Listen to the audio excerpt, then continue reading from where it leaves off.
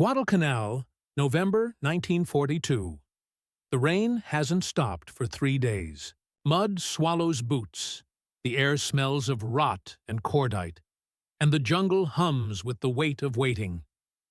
At dawn, Japanese scouts crouch near a ridge overlooking an American landing zone. They watch, silent, as small boats grind onto the coral. What rolls off next makes them laugh. Tiny, open-top vehicles, hardly higher than a man's chest. No armor, no guns. They look like toys, bouncing over the sand on thin tires. Some tow carts of crates, others carry soldiers sitting casually as if on parade. The Japanese soldiers chuckle among themselves.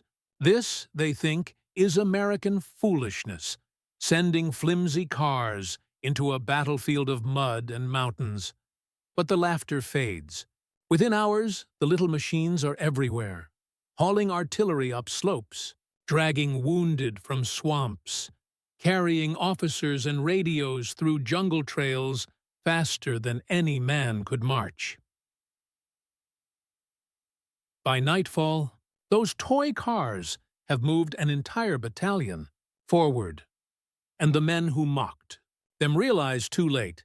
The American Jeep is not a toy, it's a weapon of movement.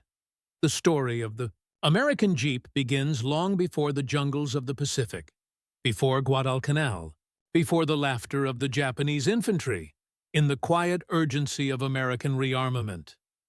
By the summer of 1940, Europe was burning. Germany had conquered France in 6 weeks, and the United States, though still officially neutral, understood what was coming. The U.S. Army, small and outdated, faced a logistical problem that was both simple and enormous. It could not move fast enough. Infantry still marched on foot. Officers rode motorcycles, or worse, horses. Artillery and supplies lumbered behind in slow trucks that bogged down in rough terrain. The Army needed something new, a light, all-purpose vehicle that could go anywhere, carry anything, and be built quickly by the thousands. That July, the Quartermaster Corps issued an extraordinary challenge to America's automakers: design a 4-wheel drive, quarter-ton reconnaissance car, and deliver a working prototype in just 49 days. Only 2 small companies dared to try. The first was the American Bantam Car Company, a struggling firm in Pennsylvania that had once produced tiny British-style roadsters. Against all odds, Bantam's engineers, working almost around the clock, delivered their prototype in time. It was small, rugged, and astonishingly capable. The second, Willys Overland Motors, and the third, Ford Motor Company, joined later with improved versions based on Bantam's design. By the end of 1941, the Army had standardized the best features of all 3: Bantam's size and agility, Willys's powerful Go Devil engine, and Ford's mass production experience. The result was the Willys MB and its Ford-built twin, the GPW, the vehicle that soldiers would soon call simply the Jeep. It was an engineer's paradox: small yet strong, simple yet sophisticated. The Go Devil engine, a 2.2-liter inline 4-cylinder, produced only 60 horsepower, but it was light, reliable, and ran on any fuel. The Jeep's 3-speed gearbox coupled with a 2-speed transfer case gave it the climbing ability of a mountain goat. Its 4-wheel drive could pull through sand, mud, snow, and streams, carrying 800 pounds of cargo or towing twice its own weight. Every part was built for interchangeability. Bolts, bearings, and axles were standardized so that soldiers could cannibalize one Jeep to repair another. Its flat fenders doubled as workbenches. The windshield folded down for transport. The seats could be removed and used as stretchers, and because it was small, barely 11 feet long and under 2,500 pounds, it could fit inside transport aircraft, or be lifted by crane directly onto landing craft. The Jeep was more than a vehicle. It was a concept, a soldier's tool, a rolling Swiss Army knife. By the time the United States entered the war after Pearl Harbor, Willys and Ford were producing Jeeps by the tens of thousands. By 1942, they were appearing in every theater, from the deserts of North Africa to the forests of Europe, and across the jungles of the Pacific. In those early Pacific campaigns, the Jeep proved its worth almost immediately. Where horses failed, it climbed. Where trucks bogged down, it floated through. And where men faltered under heat and exhaustion, the Jeep simply kept moving. At first, the Japanese didn't know what to make of it. Their own army relied on bicycles, pack animals, and human porters for logistics in the field. Roads on islands like Guadalcanal or Bougainville were little more than muddy trails. Heavy vehicles couldn't pass, but the Jeep could. It was the first time an army had mastered mechanized mobility in terrain where mobility wasn't supposed to exist. For the Japanese, who prized endurance and discipline over machines, it seemed absurd until they saw what that machine could do. Because behind every column of advancing Americans, behind every artillery strike and every quick withdrawal, the same small silhouette kept appearing: a Jeep, headlights dimmed, carrying the war forward a few hundred yards at a time. And by 1943, the Japanese High Command would be forced to acknowledge what their soldiers had already learned the hard way: that this little 4x4 was reshaping the tempo of modern warfare. By early 1943, the American Jeep had become a familiar sight in every major Allied operation. But in the Pacific, its legend was being written. The terrain there was unlike anything American designers had imagined. The islands were jungles wrapped in rain, mountains scarred with coral, valleys filled with mud so deep it could swallow a man whole. Roads, if they existed, were narrow paths of twisted roots and vines. Where tanks and trucks failed, the Jeep adapted. It was waterproofed with wax and grease for river crossings. The air intake was extended through a simple snorkel hose. Its electrical systems were sealed against tropical moisture. Mechanics learned to improvise, cutting rubber from ponchos to keep the spark plugs dry. On Guadalcanal, the first island campaign of the Pacific War, the Jeep became the unseen muscle behind every advance. When the Marines landed in August 1942, they brought only a handful of the strange, squat vehicles. But within weeks, those few had become indispensable. They towed 37mm anti-tank guns, hauled crates of ammunition through knee-deep mud, and carried the wounded from frontline aid stations to field hospitals. In the driving rain, where men on foot would sink, the Jeep churned forward. A Marine remembered, you could run them on fumes, patch them with wire, and they'd still go. They never complained, never rested. You just turned the key and they'd find a way through. By the end of 1943, the Jeep had evolved beyond its original role. It wasn't just a reconnaissance car anymore. It was the connective tissue of the entire Allied campaign. Every command post had one. Every forward observer had one. Every airstrip was built and supplied because of them. Equipped with radios like the SCR 510 or SCR 610, the Jeep became the voice of coordination, linking infantry, artillery, and air power. In jungle warfare, communication meant survival. The Japanese fought with courage, but their lines of supply and command were slow, dependent on foot couriers who could take days to deliver a message. The Americans could send coordinates in minutes. Jeep-mounted artillery observers could drive within sight of enemy positions, radio back-firing data, and bring down barrages before the enemy had even finished repositioning. To the Japanese, it seemed like sorcery. One moment silence, the next, shells falling precisely on their hidden bunkers. Then came the engineer units and Seabees, who turned the Jeep into a workhorse of construction. They used it to pull logs for bridges, to string communication wires, to haul generators and tools. When landing craft couldn't find solid beaches, Jeeps were floated ashore on pontoon causeways, or loaded aboard barges that pushed through coral shallows. Once ashore, they became lifelines, opening trails through the undergrowth, mapping routes, and hauling the essentials of war: food, ammunition, and water. Even when roads disappeared entirely, jeeps still found a way. Crews lashed boards or palm trunks beneath the tires, built rafts from empty drums, or dragged them up hills with winches. To the Japanese infantry watching from the tree lines, these little vehicles seemed indestructible. They came through swamps, up ridges, across beaches, always carrying more men, more supplies, more firepower. Soon, intelligence reports began noting their presence with growing alarm. One captured diary described the moment bluntly.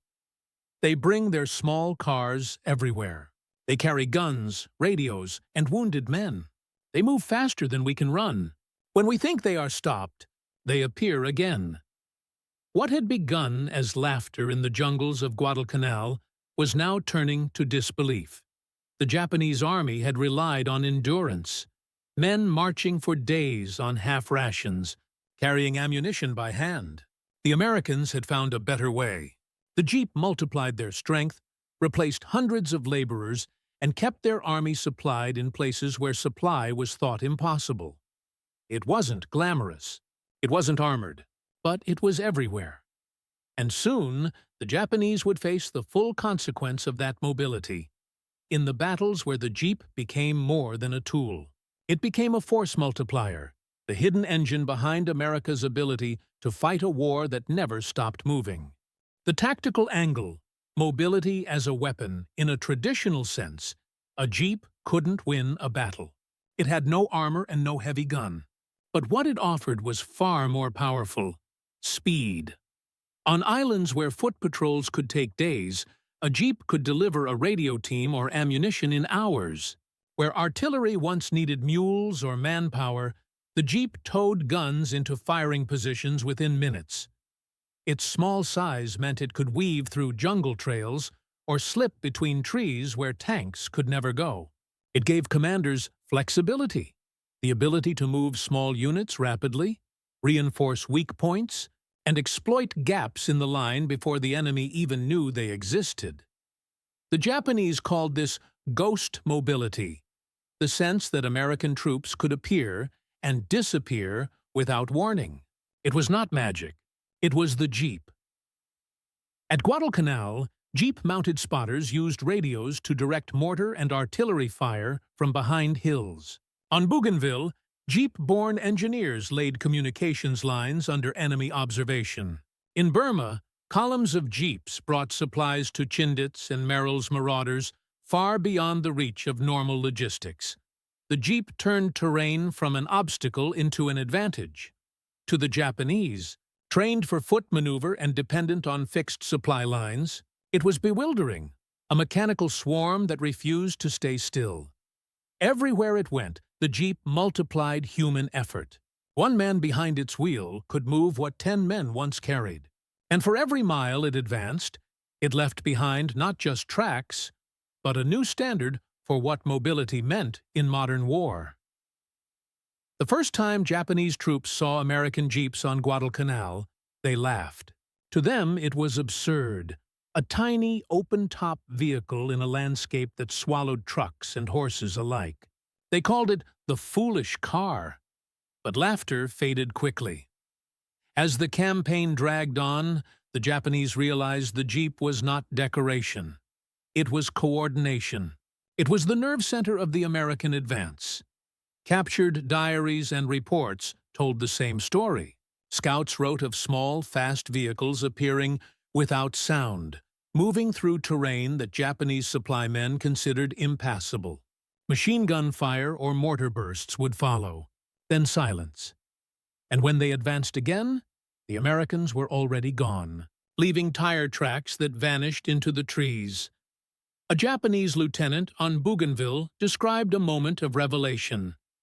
The little vehicles come through the forest trails. We think they will stop, but they do not. They pull guns. They carry radio men.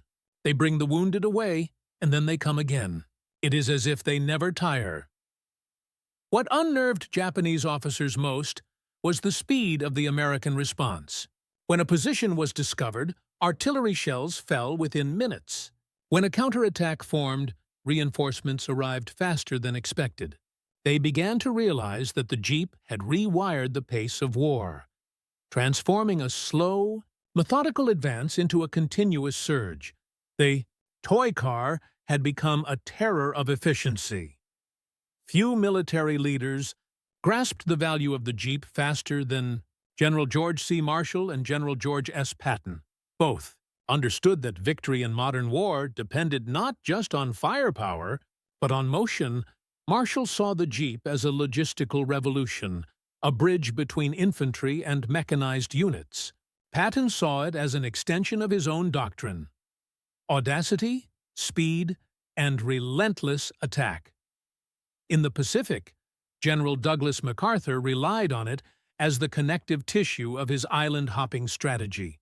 In Burma, General Joseph Stilwell and British Commander Ord Wingate used jeeps to support long-range jungle columns. The Jeep gave these leaders something no previous army had enjoyed: operational flexibility. It allowed for spontaneous decisions, rapid redeployment, improvisation, and decentralized control. A commander could move forward in a Jeep, confer with frontline officers, and retreat within the hour to adjust artillery or airstrikes. Communication was immediate. Decisions were no longer trapped by distance. Behind the glamour of tanks and bombers, the Jeep was the invisible enabler of command. Its very existence turned war into a matter of minutes, not miles. Despite its association with battle, the Jeep also became an icon of mercy. In a war filled with destruction, it was often the first sign of life. On the beaches of Saipan, Marines loaded wounded men onto stretchers mounted on the rear. On jungle trails in New Guinea, medics drove through sniper fire to pull survivors from ambushes. On countless islands, jeeps carried food and water into villages torn by fighting, sometimes even sharing supplies with surrendered or wounded Japanese soldiers. Photographs from 1944 show a Jeep loaded with both American and Japanese wounded. The same vehicle, the same road, the same mud. For a moment, it ceased to be a weapon and became something far more profound: a means of salvation. Even after battles ended, the Jeep remained. It hauled lumber to rebuild airstrips, ferried refugees, and carried medical teams deep into areas where roads had never existed. To those who witnessed it, this was its truest power. Not destruction, but restoration. By the end of 1943, the Japanese had stopped laughing altogether. What they once dismissed as mechanical arrogance had become a nightmare of momentum. The Americans could move faster, supply deeper, and recover quicker than any army the Pacific had ever seen. And at the center of that unstoppable rhythm was the same little machine that rolled ashore under laughter and doubt: the Jeep. Next would come the Hyohid, battles that turned that rhythm into victory, when the Jeep's quiet hum became the soundtrack of an empire's retreat. Bougainville, November 1943. The rain had turned the jungle into a maze of flooded trails. American engineers fought to keep the roads alive, logs sinking into mud, trucks trapped axle deep. Yet amid the chaos, a steady sound echoed through the trees: the whine of engines that refused to quit. Jeep convoys, dozens of them, were moving supplies toward the front line. They carried artillery shells, food, and medical kits, towing small trailers stacked high with ammunition. The vehicles crawled up steep ridges, crossed makeshift bridges of palm trunks, and plunged through streams swollen by the monsoon.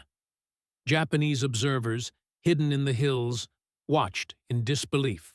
To them, the terrain was impassable, a natural fortress that had stopped armies before. But now, the Americans were turning it into a highway. Within days, the front shifted. American artillery, resupplied and repositioned by Jeep convoys, opened fire from unexpected angles.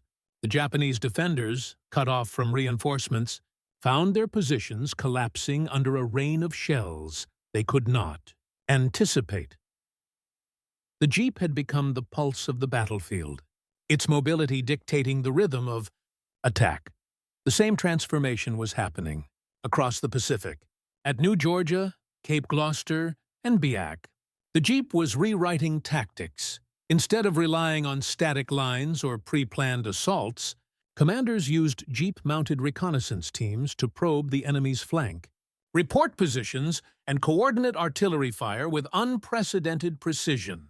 Radios in the back seats connected the jungle to command posts miles away. It was a new kind of warfare, fast, flexible, and relentlessly mobile.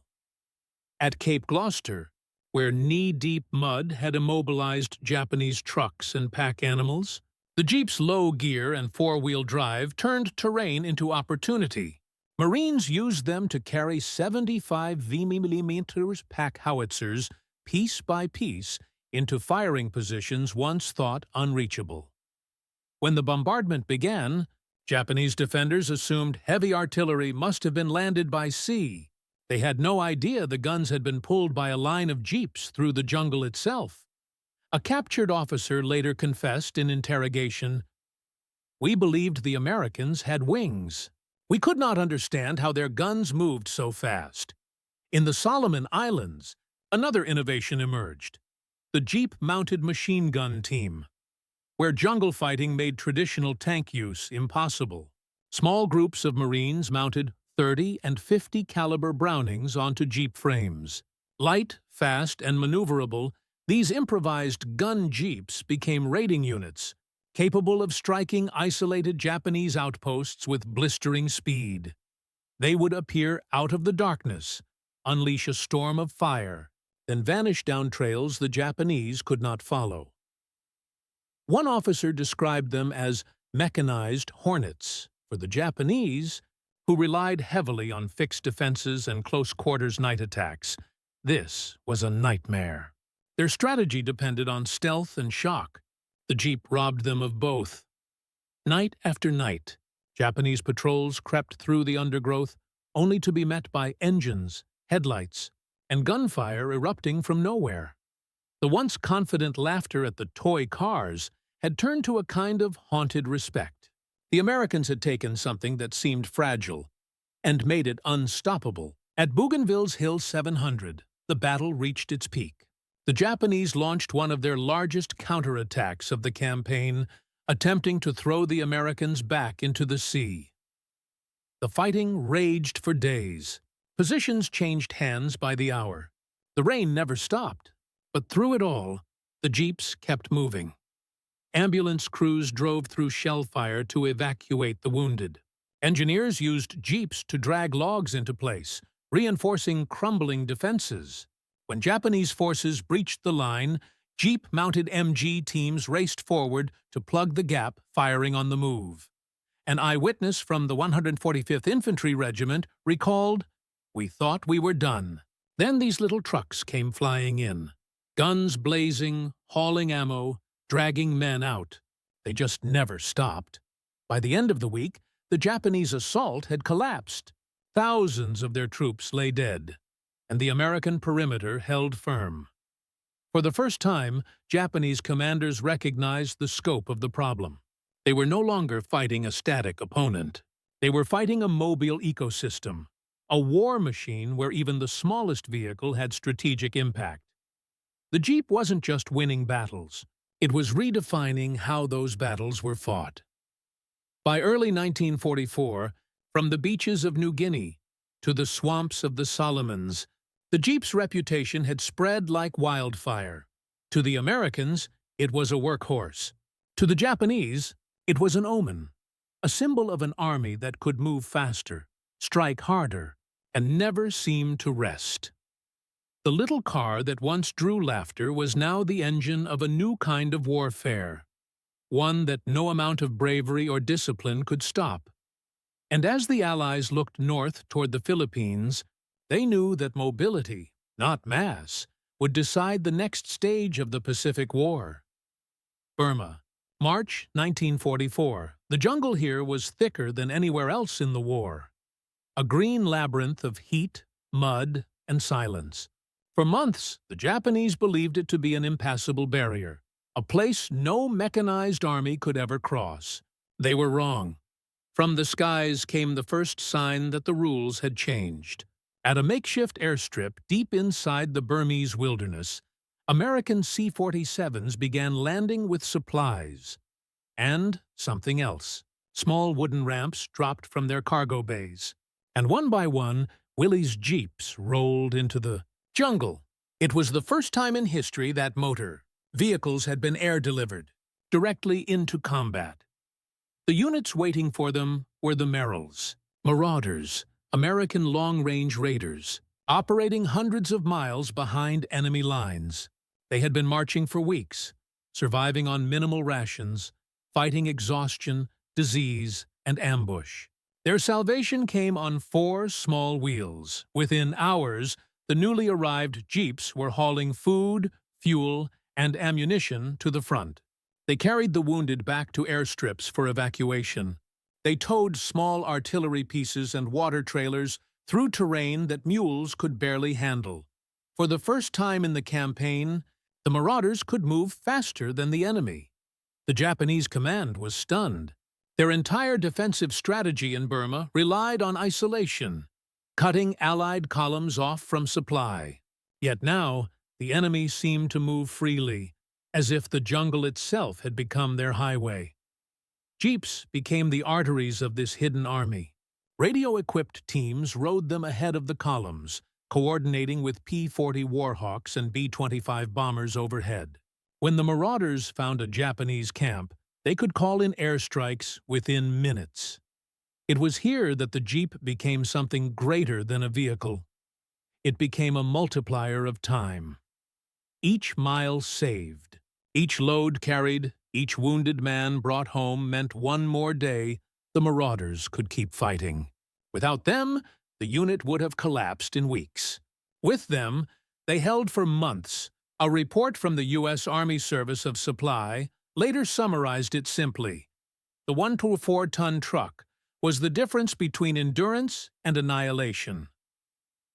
Elsewhere in Burma, the British Chindits, led by Ord Wingate, had learned the same lesson. Operating under constant threat of encirclement, the Chindits used jeeps as mobile command posts. Generators were mounted in the rear to power radios, their wheels lashed with vines to keep traction in deep mud. When heavy fighting broke out, jeeps turned into ambulances or gun platforms, ferrying men and weapons across streams under fire. Japanese troops, exhausted and hungry, began referring to them in their reports as iron insects, things that could not be stopped or killed, only endured. At Myitkyina and Walaubum, jeeps formed columns that moved so quickly through the jungle that Japanese resistance simply collapsed. Enemy commanders couldn't redeploy in time. Their flanks melted before they even realized they were under attack. The final blow came when jeeps helped pull entire artillery batteries into positions the Japanese considered unreachable. Shells began falling on strong points that were never supposed to be within range. Once again, the laughter of earlier campaigns was replaced by disbelief. By the summer of 1944, jeeps had proven indispensable not only to guerrilla operations, but to entire armies. They were airdropped in crates onto remote fields. They were driven off landing craft onto coral beaches in the Philippines. They were even fitted with stretchers, radios, and mounted machine guns to form flying columns, units that could strike, supply, and retreat all in a single motion. The Japanese never developed a true countermeasure. Their terrain advantage, once absolute, had vanished. In battle reports sent back to Tokyo, officers wrote with frustration and disbelief. The American soldier moves like water. The vehicles follow him everywhere, even in jungle, even in mountains. They are there. The jeep had transformed the Pacific from an infantryman's war into a war of logistics and speed. When the Allies returned to the Philippines in late 1944, the transformation was complete. Columns of jeeps poured off the landing ships, not hundreds, but thousands. They fanned out across the beaches, forming supply chains within hours. General Douglas MacArthur, watching from shore, is said to have remarked to his staff, "We shall move with our own roads." And they did. Across Luzon, through jungle and mountain, American forces advanced faster than any army in that theater's history. The jeep's small engine, once mocked by Japanese scouts, now powered an entire campaign of liberation. Every village reached, every airstrip built, every wounded soldier brought back alive. The jeep was there. By 1945, the laughter had turned to silence. The Japanese army, cut off and exhausted, could no longer comprehend how its opponents moved with such relentless momentum. What they had failed to see from the beginning was that the jeep wasn't just a machine. It was a manifestation of American strategy, adaptable, efficient, and endlessly reproducible. In every sense, the little 1-4-ton truck had become the embodiment of Allied power. Small, unassuming, but unstoppable once in motion. By early 1945, the war in the Pacific had entered its final and most brutal phase, and the jeep was everywhere. On the black sands of Iwo Jima, its silhouette moved among the chaos like a shadow of order. Jeeps carried ammunition to the front, wounded men to the rear, and officers between command posts under constant fire. Photographs from the island show their tires half buried in ash, headlights covered with tape, hoods dented from shrapnel. Still running, still working. On Okinawa, where torrential rains turned the island into a swamp of blood and mud, the jeep again defied the impossible. Trucks bogged down, tanks sank, men slipped and drowned in flooded trenches. But the jeeps rolled through, small enough to weave around obstacles, light enough to be dragged or winched free when trapped. In one documented case, a single jeep hauled 5 wounded soldiers at once across a battlefield under mortar fire.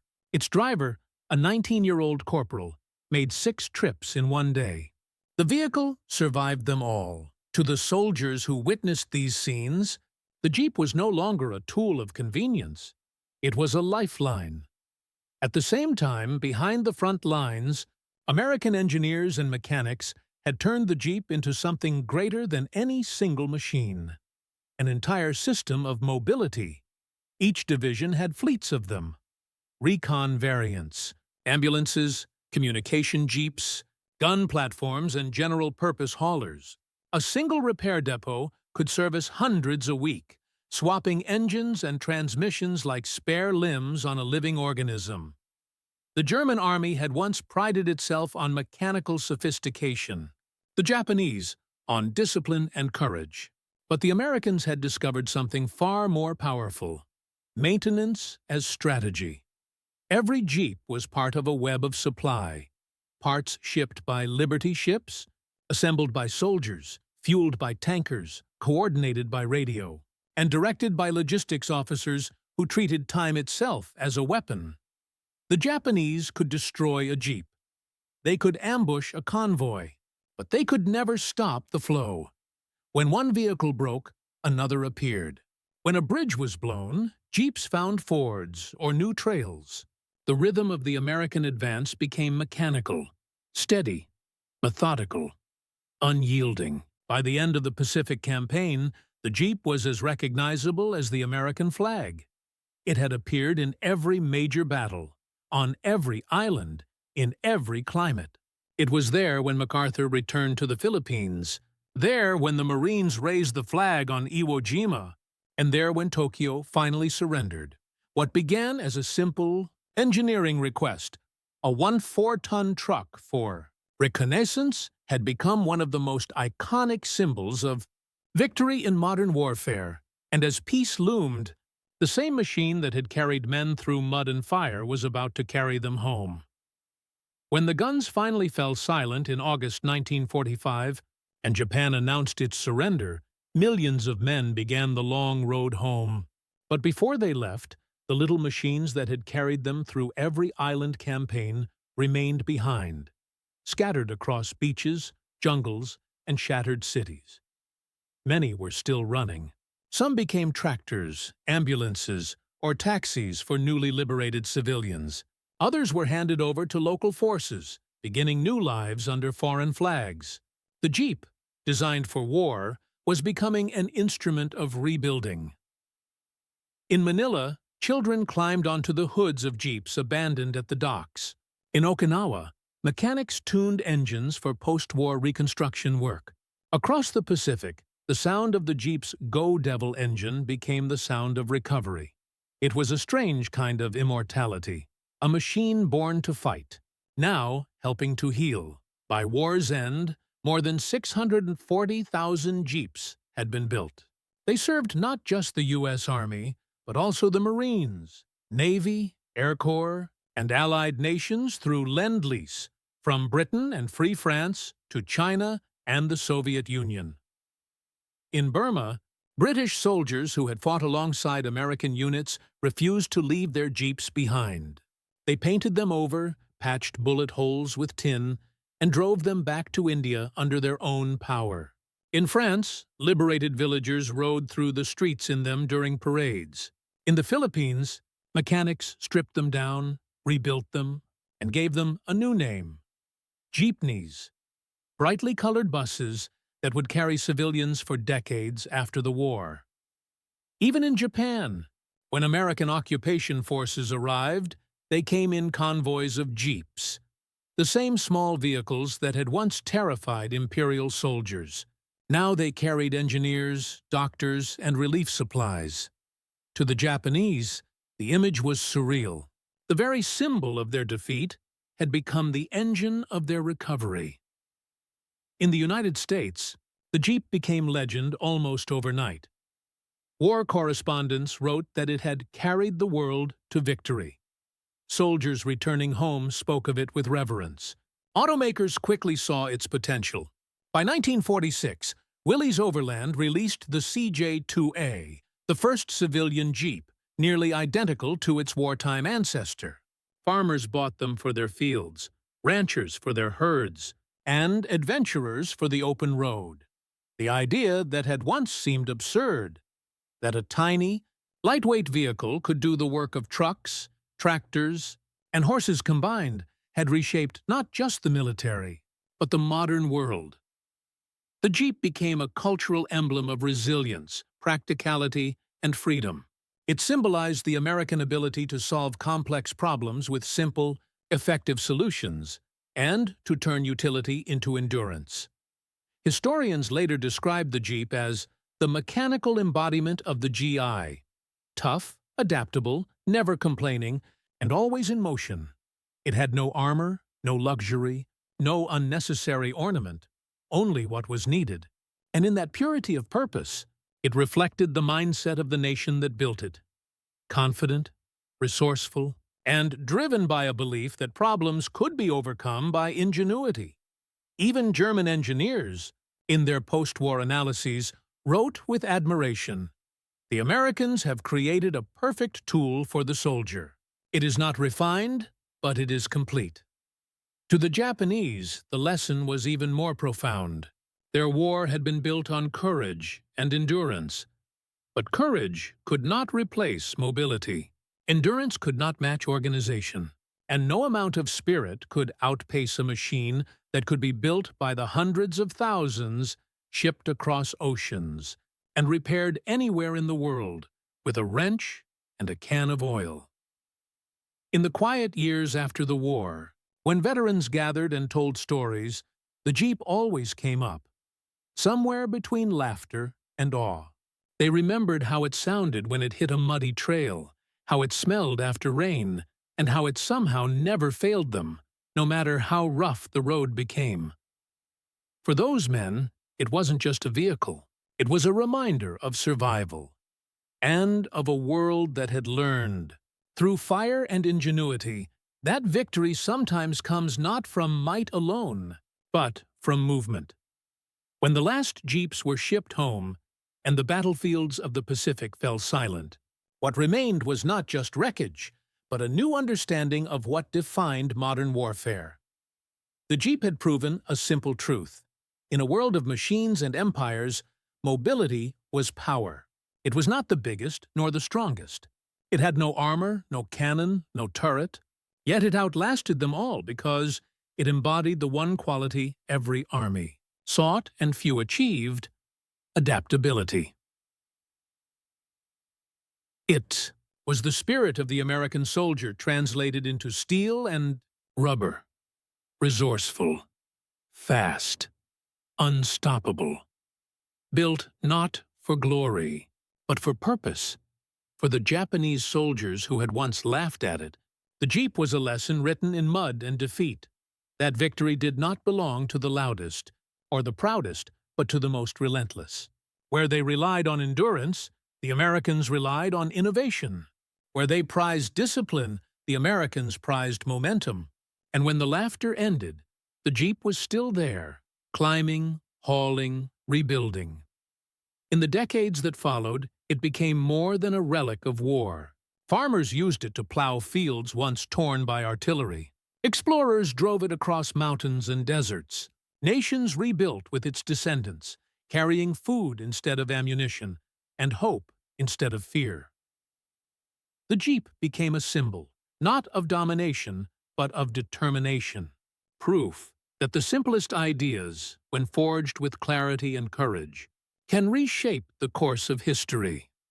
It rolled ashore as a joke, roared into legend as a weapon, and rolled away as a symbol of peace. A little car that changed the speed of a world war and the meaning of victory itself.